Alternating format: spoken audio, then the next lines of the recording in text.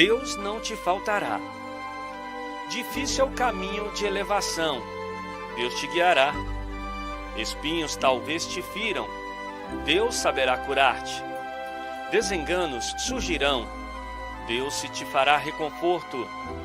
Incompreensões, por certo, virão sobre ti, Deus te fortalecerá para que a supere.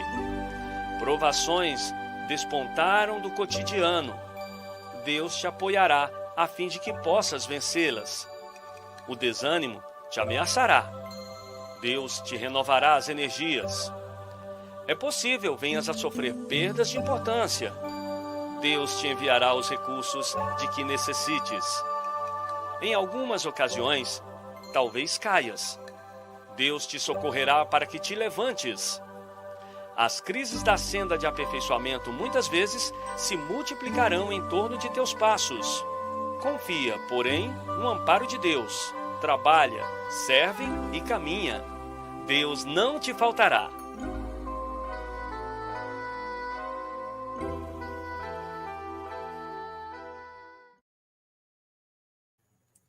Boa noite a todos e a todas. É com grande alegria que o canal da TV União Espírita de Barreiras vem promovendo a divulgação, o entendimento da vida sob a luz da doutrina espírita, pelo YouTube, sob a responsabilidade da União Espírita de Barreiras, composta com representantes das casas espíritas da cidade. E é com grande alegria que nós iniciamos mais uma atividade na noite de hoje. E assim, para darmos início, nós vamos fazer a leitura da mensagem do livro Minutos de Sabedoria. Seja alegre e otimista. Não perca tempo em olhar para trás para ver o que já fez. Olhe para frente e caminhe confiante e alegre, praticando o bem e ajudando a todos. Dê a mão a cada criatura que se lhe aproxima. Diga sempre uma palavra de conforto e carinho. Tenha para todos um sorriso de bondade e a verdadeira felicidade passará a constituir seu clima permanente de vida. Então, com essa mensagem maravilhosa, nós vamos iniciar o nosso trabalho, nos aquietando, fechando os nossos olhos, se assim sentirmos confortáveis, elevar o nosso pensamento à espiritualidade maior e pedir: Mestre amigo, nos reunimos em teu nome e te agradecemos. Agradecemos a oportunidade do encontro. Te agradecemos a oportunidade da reencarnação. Te agradecemos todas as oportunidades que temos de praticar o bem. Te agradecemos por tudo que nos acontece, até mesmo pelo mal que nos empurra para a mudança e para a transformação. Esteja conosco, nos auxilie, nos guie. Te pedimos a intuição para o nosso convidado da noite, para que as suas palavras possam tocar profundamente a todos os corações que necessitam desta mensagem de ânimo, de esclarecimento e de amor. Permaneça conosco, nos auxilie hoje, agora e sempre.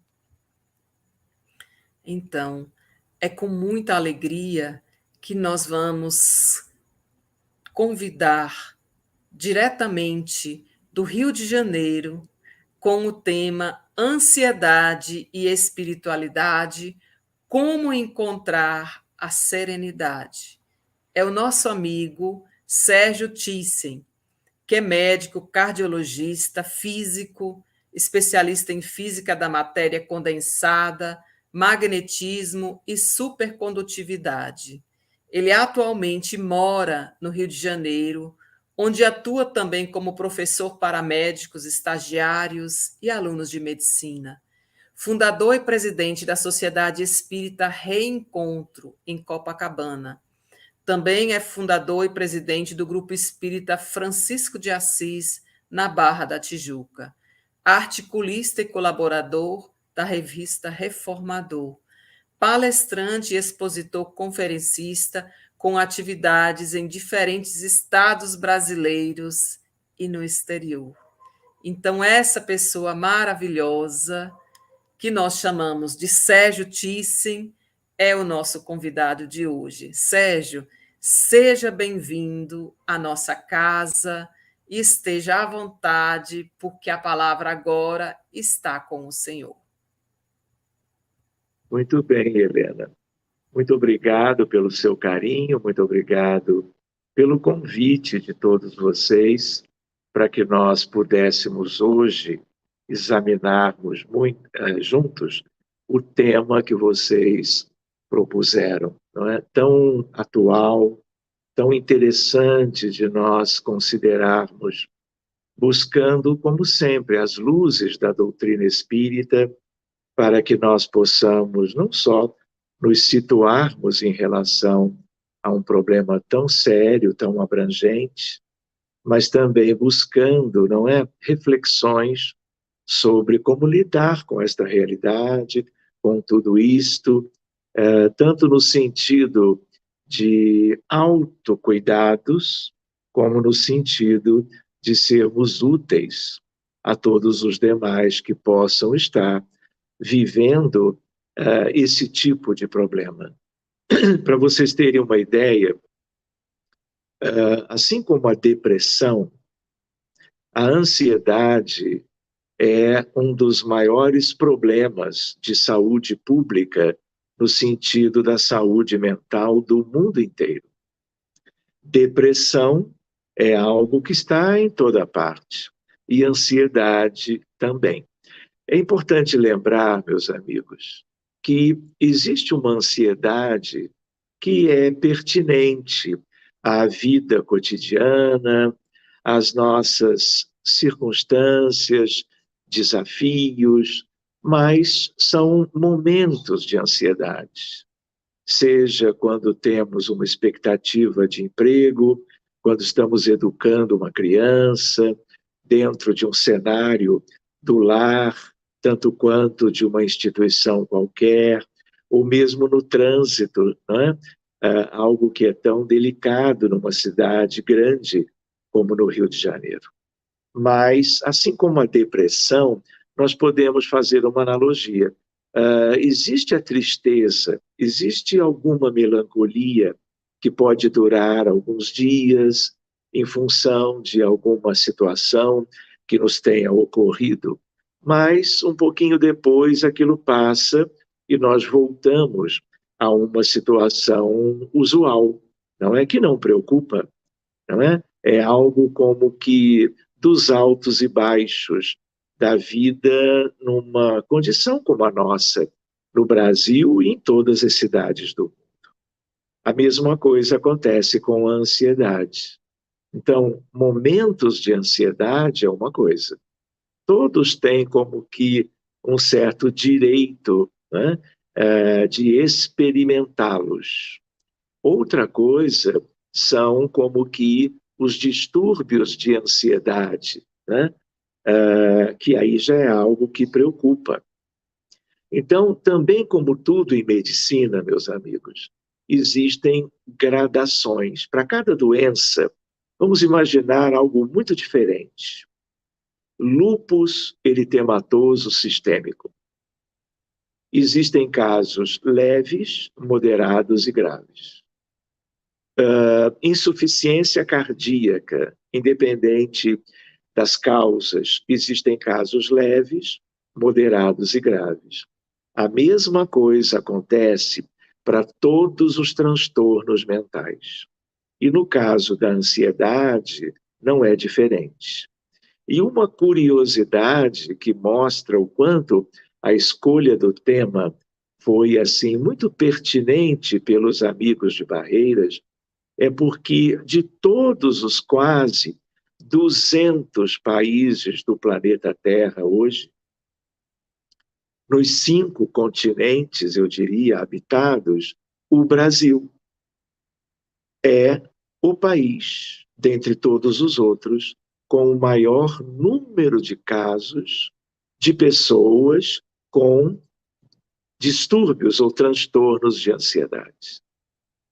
Ou seja, o que significa isso? É comum variar as doenças, né, de nação para nação, mas o tema escolhido tem muito a ver com o povo brasileiro, com a vida aqui no Brasil. Eu diria com as almas, com os espíritos encarnados por aqui na atualidade. É diferente na Índia, é diferente no Canadá, é diferente na Espanha. Em todos os países, há um número muito expressivo de casos, mas o Brasil é como o campeão. E isto é sério, porque, meus amigos, uma ansiedade mais leve é uma coisa, mas na medida que ela vai se tornando moderada, ou ainda se torna aquela que vai gerar outras questões psiquiátricas, a situação fica muito delicada. E isso vai como que acarretando transtornos para o dia a dia de qualquer pessoa que avance em gravidade no seu quadro de ansiedade. Então, distúrbios de ansiedade é algo sério. E nós, como muita coisa em medicina, meus amigos, nós não sabemos bem, falando dos médicos de uma maneira geral, dos colegas da psiquiatria ou da saúde mental. Não se sabe de onde vem.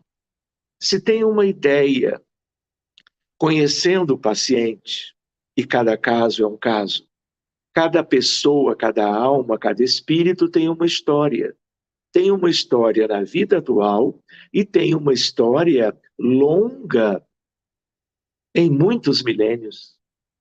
E as doenças e perturbações, elas vão sendo como que construídas com o tempo, com as vivências, com a experiência pessoal, diante dos múltiplos cenários que vão surgindo em função da família, da sociedade, do trabalho e assim por diante. Então, essa é uma visão médica, é uma visão da psicologia. Mas do ponto de vista mesmo da medicina que nós deveríamos já ter alcançado, nós não sabemos de onde vem. Como não sabemos de onde vem a maioria dos casos de depressão. Sabemos que o cérebro, tanto numa questão como noutra, porque elas duas são as mais graves no sentido da extensão em relação ao número de casos no mundo, nós não sabemos de onde vem. Mas também nós não sabemos de onde vem o diabetes mellitus, a hipertensão arterial sistêmica. Nós não sabemos do próprio lúpus. De onde vem? Nós já conhecemos muitas coisas, de todas as doenças, porque elas são estudadas. Colegas do mundo inteiro, ao longo das últimas muitas décadas, se debruçam para estudar as origens, mas nós não temos ideia. Eu sei da insulina, eu sei do pâncreas que secreta menos insulina, ou a insulina em boa quantidade, ela encontra uma resistência nas células, e aí então, ela não funcionando, a glicose sobe, e aí eu tenho a hiperglicemia do diabetes. Mas onde que isso tudo começou? Não sabemos ainda. Porque a medicina, ela já é antiga na Terra, mas ela ainda não conhece. E por que ela não conhece direito as origens de tudo? Porque as origens são espirituais. E a medicina, na maioria dos colegas e das instituições, a maioria, mas não é uma maioria absoluta, trabalham sempre olhando para o corpo físico. É uma medicina materialista, cartesiana. É uma medicina mecanicista, em que tudo tem que ser conhecido a nível dos órgãos, dos tecidos e das células. É bem verdade que seja uma criança com autismo dentro do espectro, seja uma senhora com uma depressão grave, com ideação suicida, o cérebro é diferente. Tem algo ali. E é algo que muitas vezes a ressonância nuclear magnética ou a tomografia computadorizada, helicoidal, que é a melhor, não vão mostrar. Por quê? São fenômenos da neuroquímica, são fenômenos pequenininhos que esses exames não conseguem revelar. Mas mesmo assim, há uma contrapartida biológica, bioquímica, neuroquímica. Mas a origem, onde está? Ninguém conhece. De tal maneira que, por que não? Porque nós temos que ampliar os nossos horizontes no sentido de sabermos na medicina, na ciência de um modo geral, que a nossa realidade não é corpo físico, por mais que aparente ser.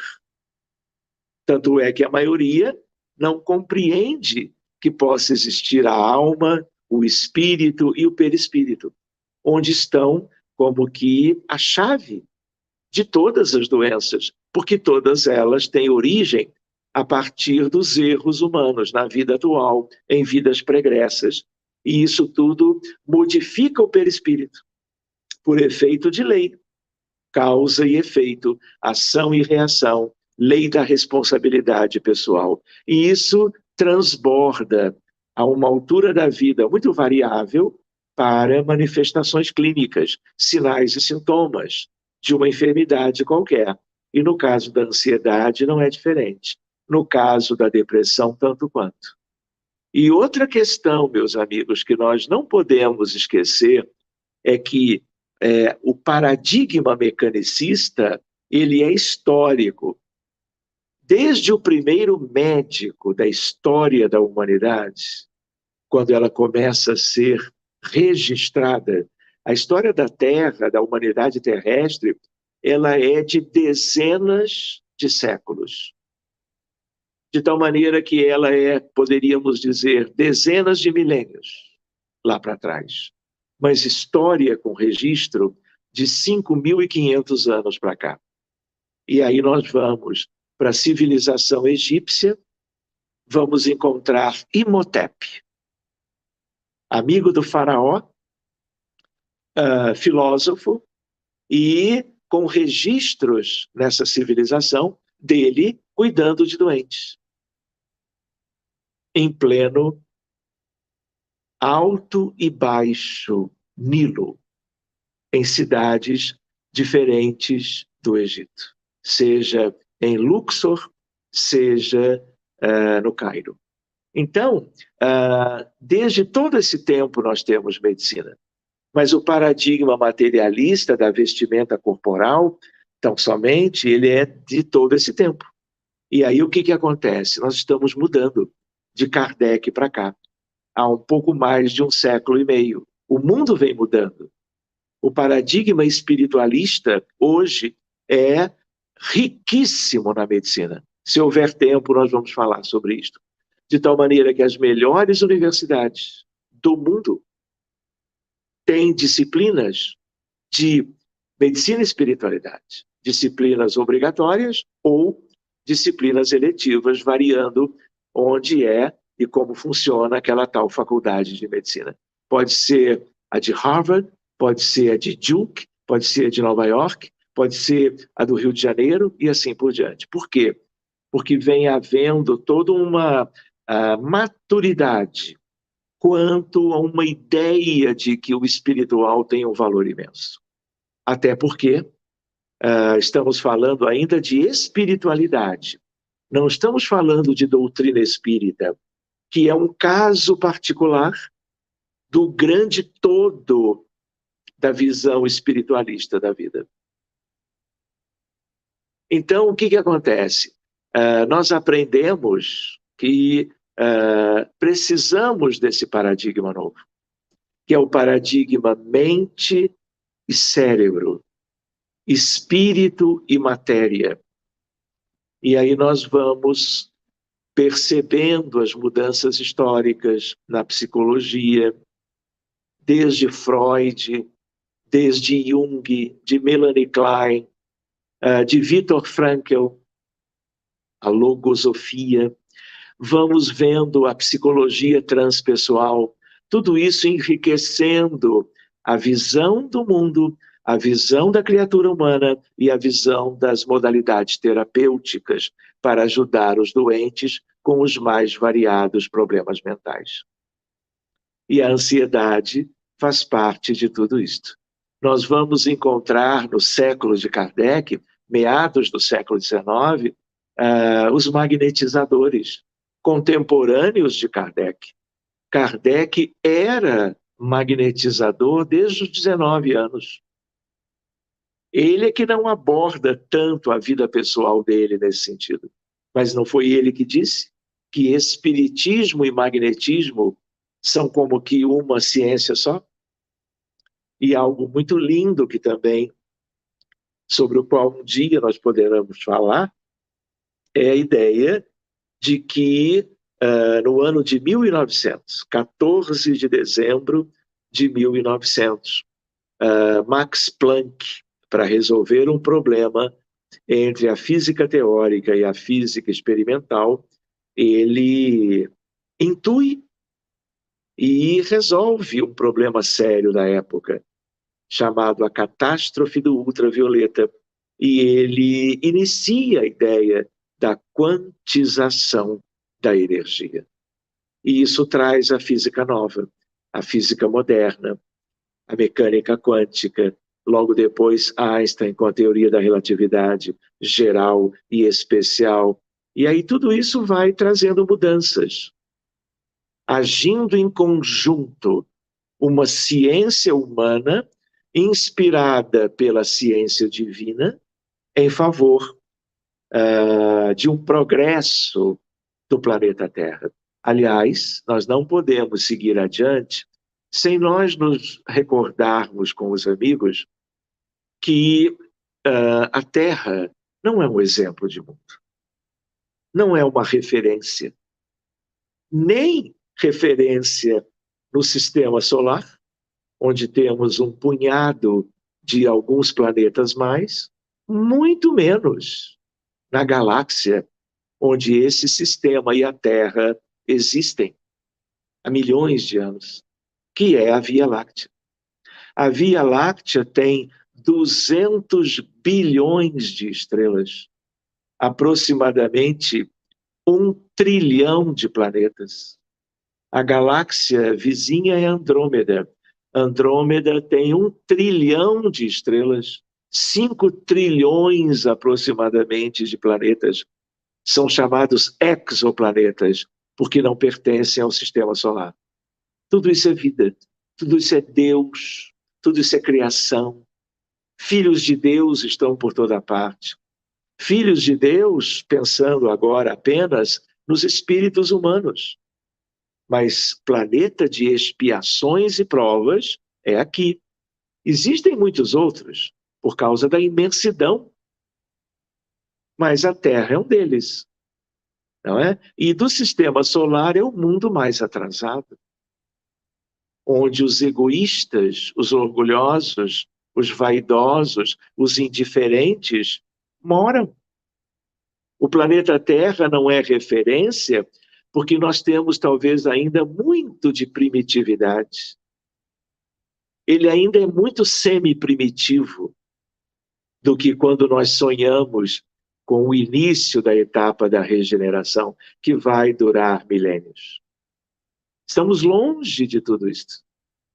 Então, meus amigos, no mundo de expiações e provas, nós temos milhares de doenças biológicas, clínicas, que sempre vêm de problemas espirituais, se não da vida atual, como uma regra de ouro de vidas anteriores. Muitas vezes, questões que vão se somando e nós viemos para uma nova vida. com essas pendências kármicas, podendo adoecer aqui ou ali, podendo, inclusive, adoecer de uma ansiedade mais importante. Então, a ansiedade leve é uma questão, moderada já é motivo de preocupação. E ela evolui para a severidade, se ela não for bem abordada, bem tratada. Então, a ideia qual é? A ideia é de que mundo é este? Um mundo de almas ou espíritos muito endividados, atrasados moralmente, predispostos às mais variadas doenças ou problemas médicos, conhecidos há milênios, e especialmente agora por uma medicina que avançou razoavelmente muito bem até aqui.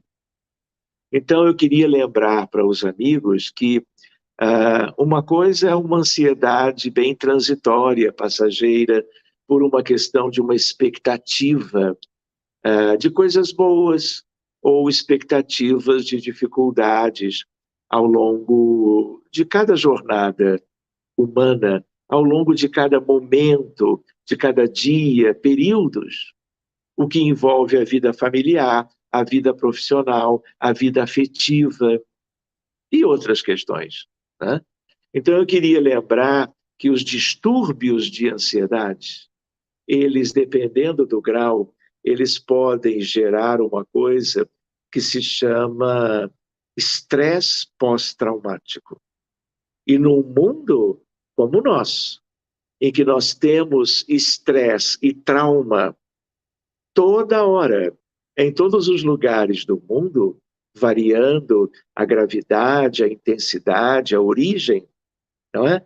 Frequentemente, nós cuidamos de pacientes com o estresse pós-traumático. Estresse pós-traumático faz parte do contexto da ansiedade mais séria. Outra ideia é a síndrome do pânico, cada vez mais frequente.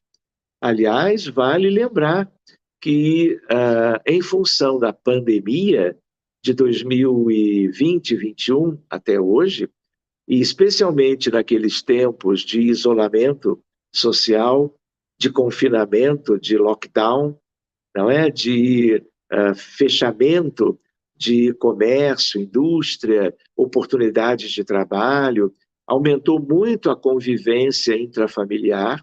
Para muitos foi um bálsamo, mas para outros foi motivo do surgimento de uma gravidade muito grande, importante em relação a todos os transtornos mentais conhecidos na psiquiatria moderna. Todos. Agora, com a reabertura, agora, graças à vacina, às campanhas sérias de vacinação, o Brasil tem uma excelente condição por causa do SUS, por causa daqueles que sempre batalharam pela vacinação das crianças, dos jovens, dos adultos, dos idosos, idosos com comorbidade, nós estamos respirando um pouco melhor agora. Mas ainda é um problema aqui na Coreia do Norte, nos Estados Unidos, com 1 milhão de mortos. No Brasil, 680 mil mortos pela Organização Mundial da Saúde.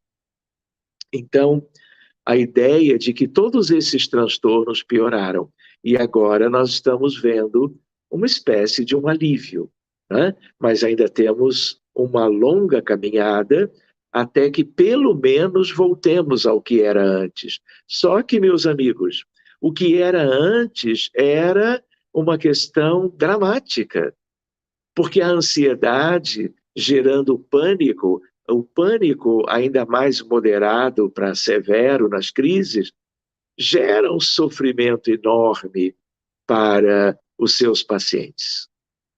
E uma grande preocupação para os familiares diretos, porque afeta todos eles.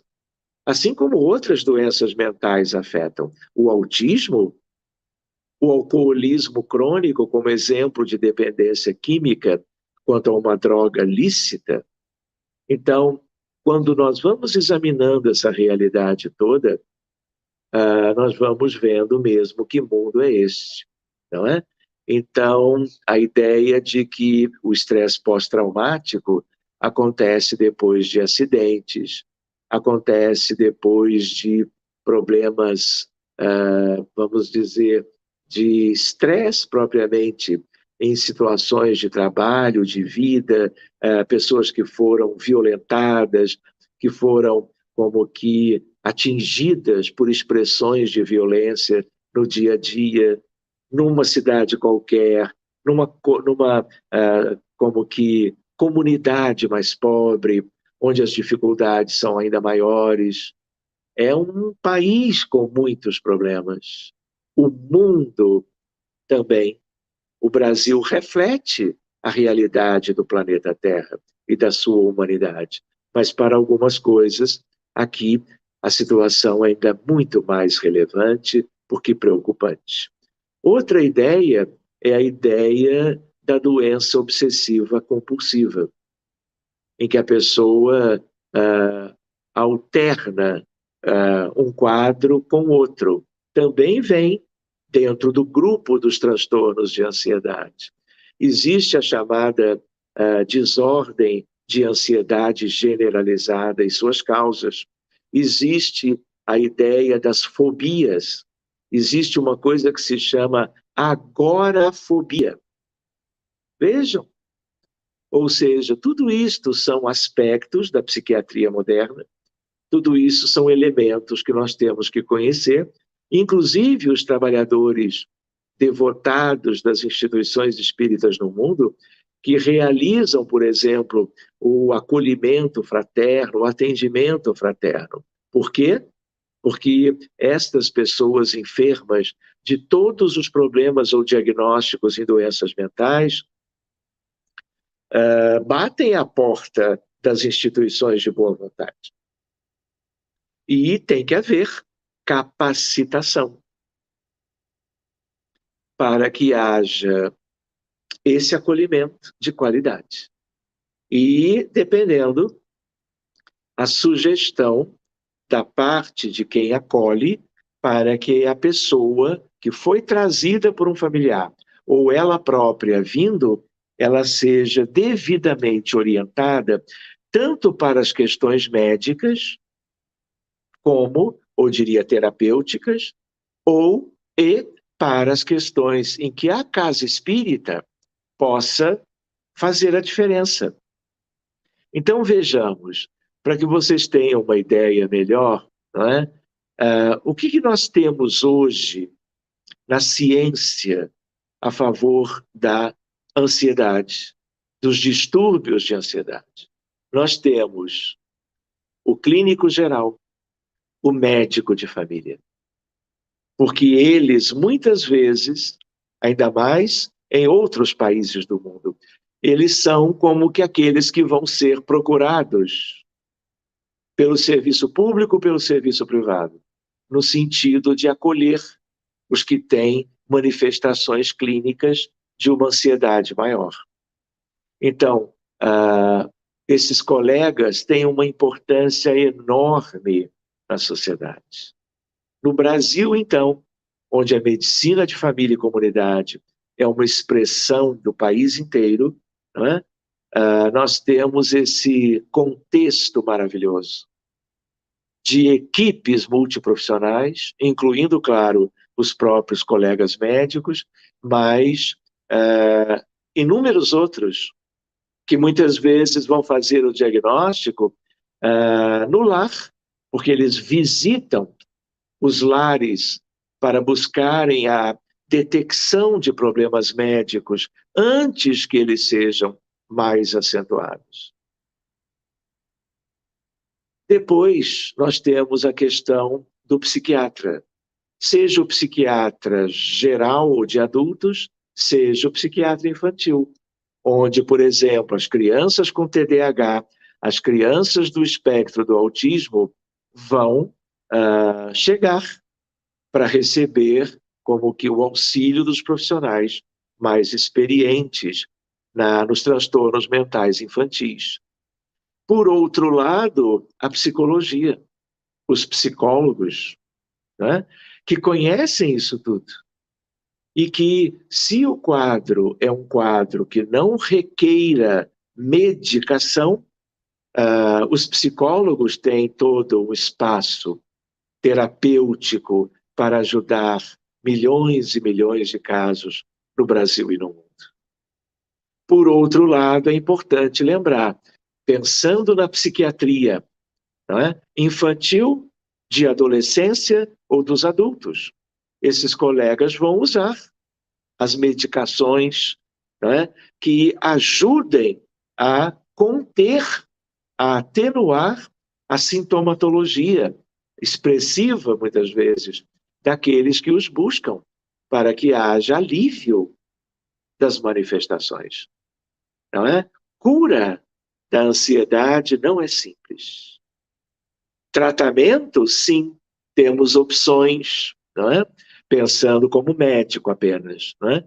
Mas, na medida que você lá adiante, mesmo que você identifique algumas causas e possa trabalhá-las, ainda assim os resultados não são lá grande coisa, porque quando você interrompe a medicação, diminui a dosagem, espaça as doses, tentando uma espécie de um desmame por um interesse científico de testar se o paciente que se diz tão melhor já pode prescindir da medicação. O que acontece? Em geral, o insucesso é a regra.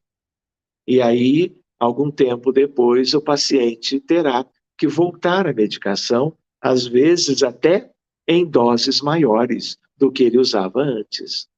Por quê? Porque as origens continuam intactas, na maioria das vezes desconhecidas pelos nossos colegas profissionais de saúde. Então, tudo isso é muito sério. Mas acontece na imensa maioria das doenças, não é? Então, nós gostaríamos de lembrar que dentro dessa questão de espiritualidade, não é? Essa questão de, vamos dizer assim, de buscarmos um entendimento melhor sobre as questões da ansiedade, primeiro a ideia de que somos imortais, a ideia de que todos temos uma longa história e que a história nos conduz às circunstâncias atuais e que as coisas não são por casualidade. Há uma causa sempre. Toda doença, e eu diria não só na Terra, aonde for, por questão das leis universais, é efeito. As causas são espirituais, são vivências anteriores, são transgressões das leis de Deus.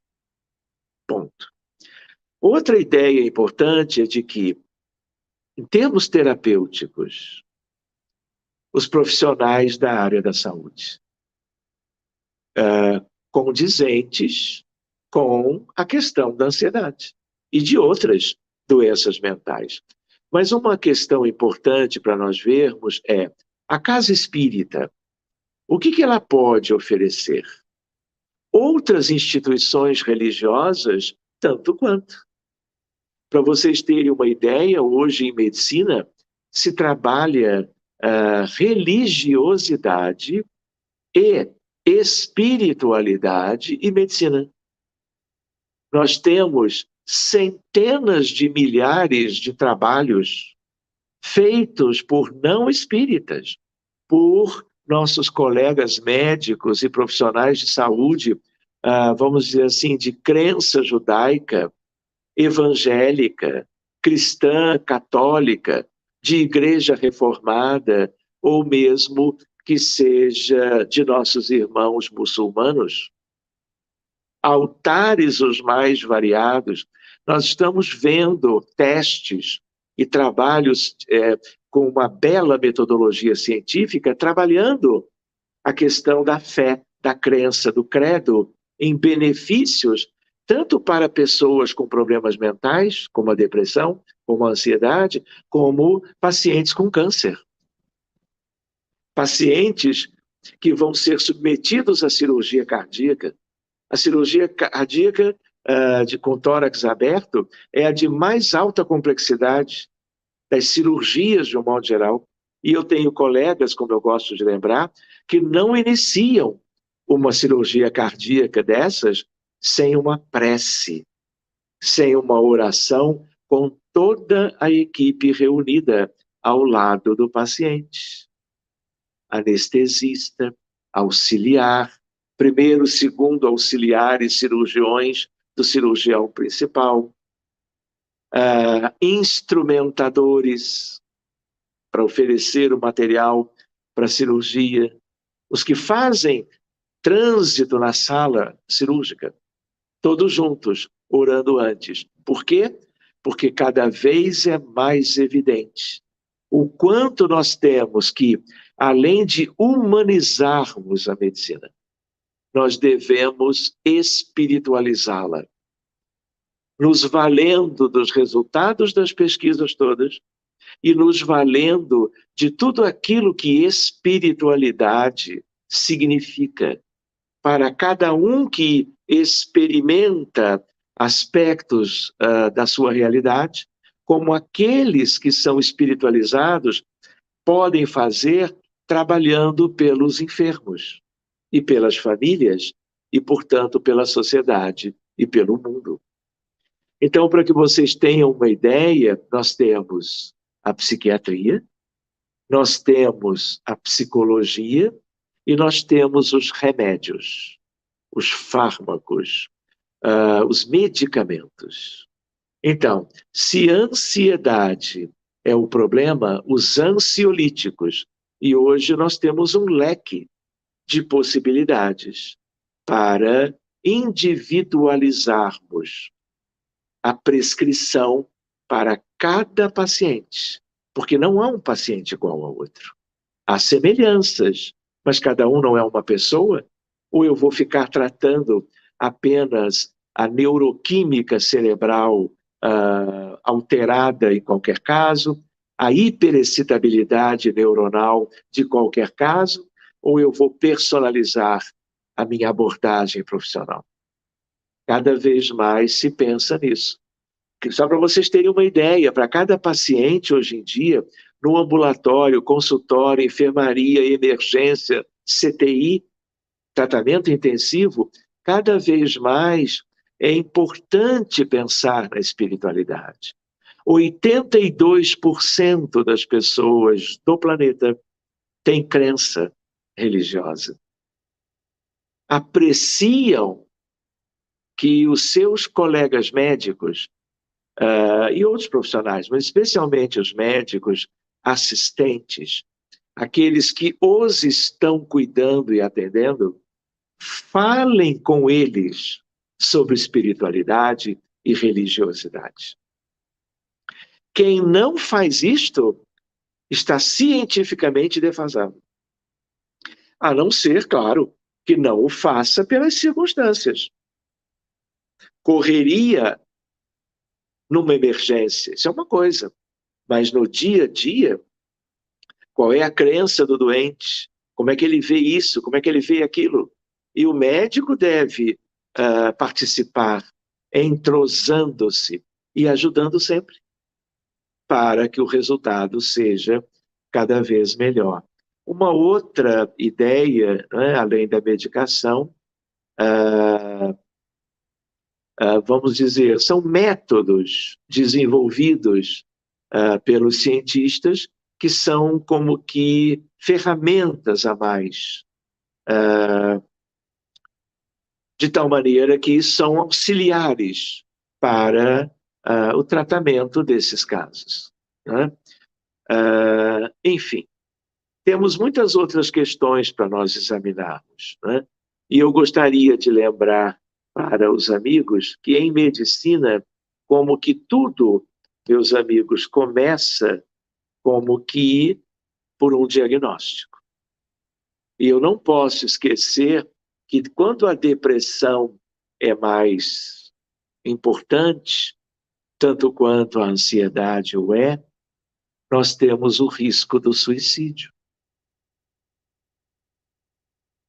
Por isto que todo transtorno mental, havendo uma desconfiança da parte de um familiar qualquer, da parte de um trabalhador numa instituição, por exemplo, espírita, que atenda no acolhimento, né, ele deve encaminhar para o passe, a fluidificação das águas, o culto do evangelho no lar, as palestras de instrução, o chamado trabalho público doutrinário, em geral com o passe e a água a seguir, né, como ferramentas espíritas que inclusive vão ensejar ao autoconhecimento. Porque o autoconhecimento é auto-amor. Auto-amor é divino. Nós não podemos deixar de prestar atenção em nós mesmos, nas nossas deficiências, na ideia de perscrutarmos quem é que eu sou? O que eu fiz hoje durante o dia, desde que eu tomei o café da manhã, saí para trabalhar, estive na rua ou trabalhei em home office? Como foi a minha convivência com os familiares, portanto? Como foi no trabalho? Ao mesmo tempo, eu preciso avaliar a semana, avaliar o mês, o ano, a década. Quem eu sou de verdade? Então, a reforma íntima, a educação dos sentimentos, só pode vir se eu presto atenção em quem eu sou, o que eu venho fazendo, quais têm sido as minhas escolhas no dia a dia. Como é que eu vou me educar melhor?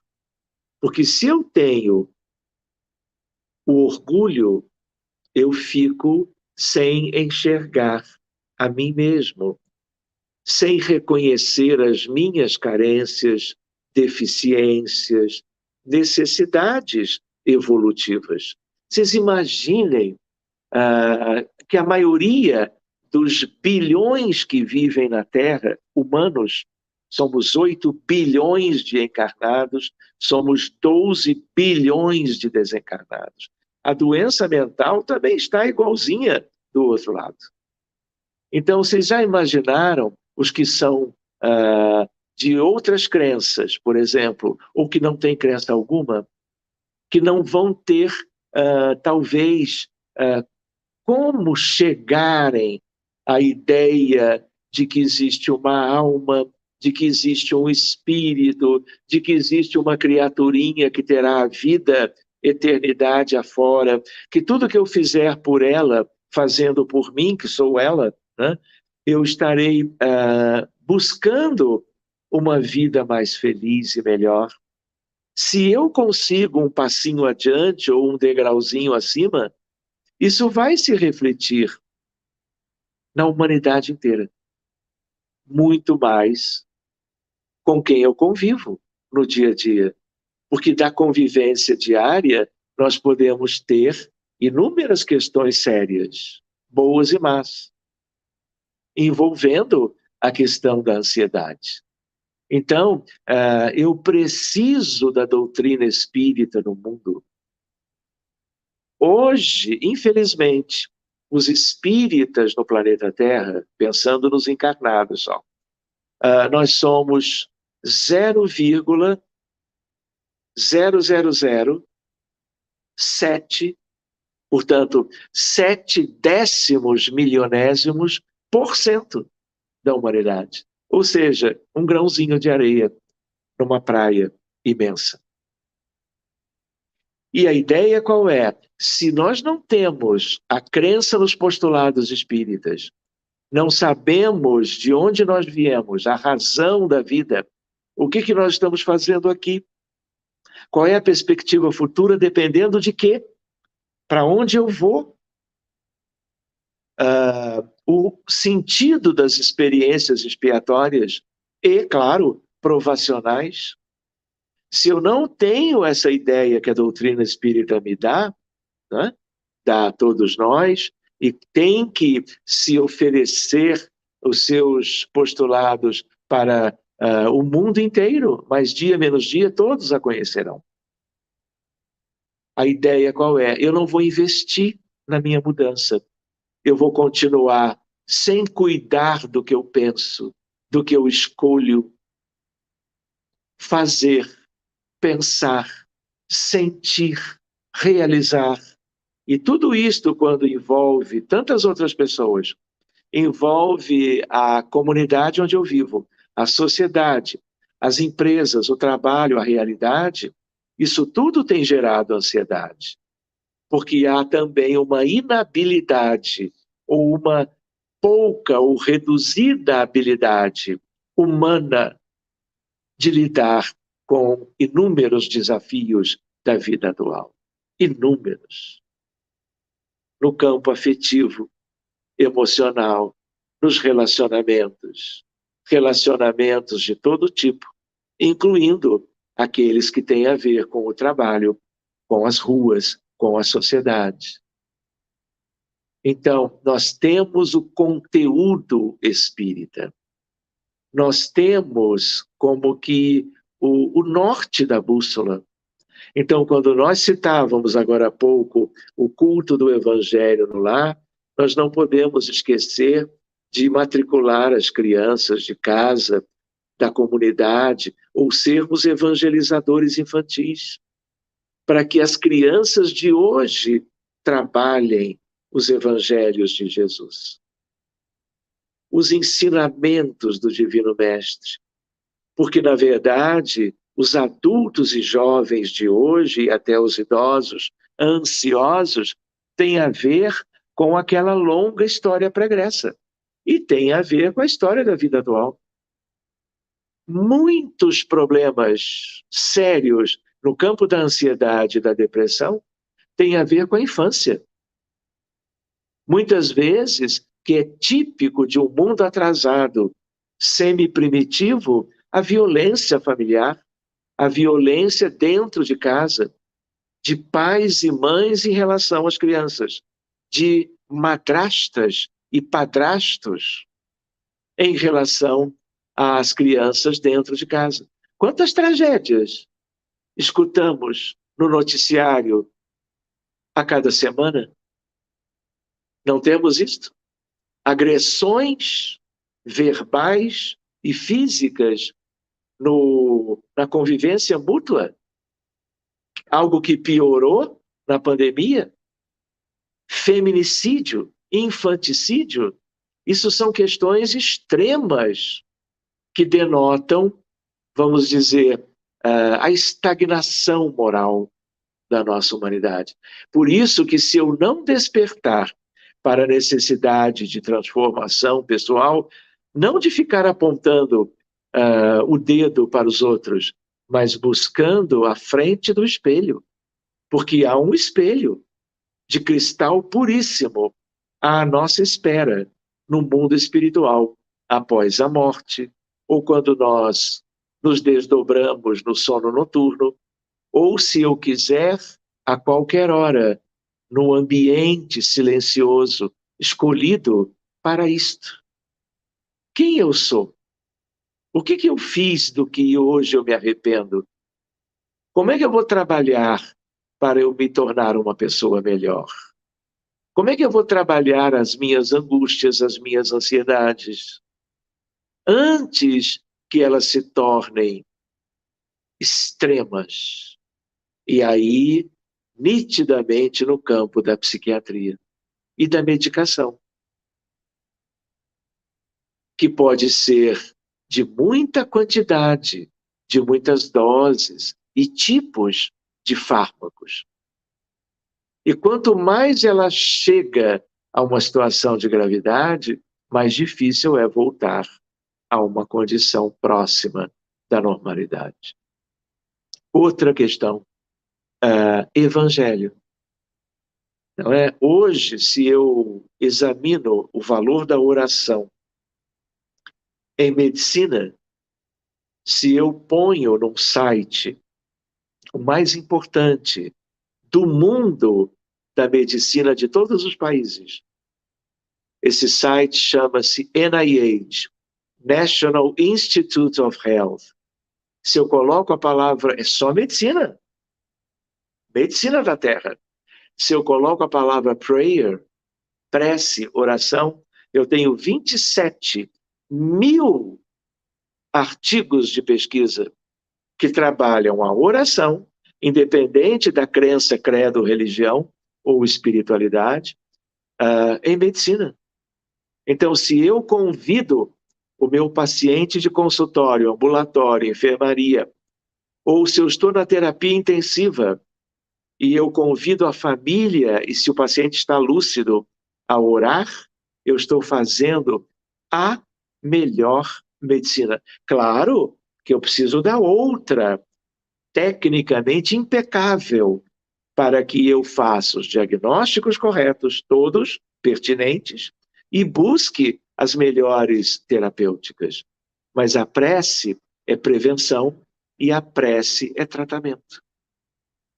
Então, se eu proponho, não é, a oração, a vigilância, quem foi o médico que falou isto a primeira vez? Alguém duvida a condição divina deste médico sublime que é o Cristo? Quando ele propunha o perdão das ofensas, quando ele sugeria, estás curada, vás e não peques mais. Ele associa a doença ao erro, à transgressão das leis de Deus. Então nós temos que refletir sobre isto. Nós temos que trabalhar no mundo das crianças e jovens, a literatura infantil espírita, os evangelizadores, cheios de amor pela geração nova que está aí, para que ela, uma vez adulta, seja mais sadia do que a que nós temos hoje. E eu também não posso esquecer de lembrar com os amigos que nós estamos vivendo os dias mais difíceis, com perspectiva de transição. E a ideia qual é? Com vários autores dizendo a mesma coisa. As trevas são regiões onde demoraram-se bilhões de seres. E como se trata de uma última ocasião de separação entre joio e trigo, reencarnações compulsórias em um número imenso vem ocorrendo há muitas décadas. De tal maneira que espíritos que trazem hoje, trarão por muito tempo imensas dificuldades. Eles já estão aí. E o nosso noticiário no Brasil e no mundo revela isto todos os dias. E se existe do grande hospital que é a Terra, a terapia intensiva deste grande hospital é o Brasil. Por isto que a escolha do tema de hoje é muito apropriada para algo que nos permita uma reflexão para nos imunizarmos em relação aos transtornos mentais de uma maneira geral. E nunca houve, nem jamais haverá, algo de maior valor para todas as questões humanas do que o Evangelho de Mateus, Marcos, Lucas e João, tanto quanto as epístolas dos que as ditaram, escreveram, como Atos dos Apóstolos, o Apocalipse de João, tudo isto é Jesus e seus ensinamentos, para nós despertarmos para a ideia de quem somos e de tudo aquilo que nos falte, progredir para, enfim, sermos um pouco mais felizes e, de futuro, muito mais felizes, realizados, tendo eliminado, não é, os nossos distúrbios mentais, incluindo os transtornos de ansiedade. Nós precisamos investir em tudo que nos remeta a experiências de espiritualidade. A serenidade é algo que só se adquire pela leitura, pelo estudo, pela meditação, pela prece, pela observação da realidade, pelo empenho pessoal, intransferível, de nos tornarmos, pouco a pouco, pessoas melhores, mais fraternas, mais amorosas, solidárias, caridosas, humildes, aquelas que experimentem no dia a dia do amar e do servir incondicionalmente. Então, meus amigos, avante. Que Jesus nos abençoe. Mais uma vez agradeço imensamente essa oportunidade com os amigos da União Espírita de Barreiras e quem sabe, talvez este ano ou no ano que vem, eu possa estar, enfim,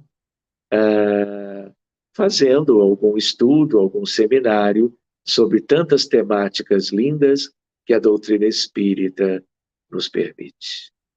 Muito obrigado e um forte e carinhoso abraço em todos vocês. Muito bem, doutor Sérgio. Foi maravilhosa a sua explanação, de uma serenidade, de uma tranquilidade para nos esclarecer esse tema que realmente é muito pertinente nesse nosso processo de transformação. Mas nós estamos chegando praticamente no horário da conclusão dos nossos trabalhos e a União Espírita de Barreiras agradece ao senhor pela disponibilidade e pelas reflexões excelentes que nos proporcionou. Na próxima quinta-feira, dia 2 de junho, estaremos aqui, nesse mesmo espaço, às 20 horas, com a nossa convidada, Rosângela Oliveira, com o tema Convite à Não Violência. Se eu fosse você, eu não perderia. Nós também convidamos a todos os que gostaram da palestra a dar o seu joinha, o seu like, que assim nós ajudamos a divulgação da doutrina dos espíritos. Também aqui no canal nós temos todos os sábados e segundas-feiras, acontece presencialmente no Grupo Espírita Joana de Ângeles, mas de lá nós fazemos a transmissão para este canal das doutrinárias. Então, toda segunda e todo sábado, às 20 horas, você pode acessar o canal e pode participar das nossas doutrinárias. Aguardamos a todos vocês. E agora nós vamos pedir ao nosso convidado para fazer as considerações finais e a nossa prece, e desde já agradecemos a todos que nos prestigiaram neste trabalho. Então, Sérgio, a prece é com você. Tá bom. Helena, muito obrigado mais uma vez, obrigado a todos que estão participando ou que vão acompanhar esse estudo mais adiante. Eu gostaria de lembrar que é uma espécie de um convite. Nós formamos há 5 anos um grupo chamado Prece pela Humanidade. Antes da pandemia era apenas aos domingos, e com toda a gravidade do contexto da Covid-19, as preces até hoje, pela humanidade, pelos doentes, pela guerra, pelos imigrantes, pelos refugiados, pelos acidentados, pelos mortos, acontece todos os dias às 5 da tarde. É um grupo do Facebook. Hoje são 7.700 pessoas de 30 países, de tal maneira que às 17 horas, se você desejar, pode pedir para estar junto, e nós imediatamente trazemos para dentro do grupo e vocês vão participar, nos ajudando em prece por todos. O nome é assim, Prece pela Humanidade. Estão todos convidados, tá bem? Nós vamos, então, numa forma, não é, de agradecermos a Deus e a Jesus pela vida, pela saúde que dispomos, pela chance de conhecermos os conteúdos doutrinários espíritas. Também vamos agradecendo e desejando que os anjos guardiões nos inspirem, os espíritos benfeitores da humanidade também nos façam esse auxílio para que amadureçamos da maneira mais proveitosa possível, estudando a doutrina, mas procurando não apenas a palavra que nos liberta, mas procurando a ação no dia a dia, quanto à nossa transformação pessoal, mas muito mais aquilo que seja útil aos necessitados, que Jesus vai nos mostrando durante a nossa singela caminhada na Terra. Que todas as estradas palmilhadas por milhões de companheiros nos conduzam sempre a Jesus. E que com Ele, a nos inspirar, sejamos, a cada época, pessoas cada vez melhores, mais amorosas e fraternas. Amigos queridos no mundo dos espíritos, muito obrigado por nos acompanharem na noite de hoje. Uma linda e estrelada noite e até breve, amigos todos. Muito obrigado.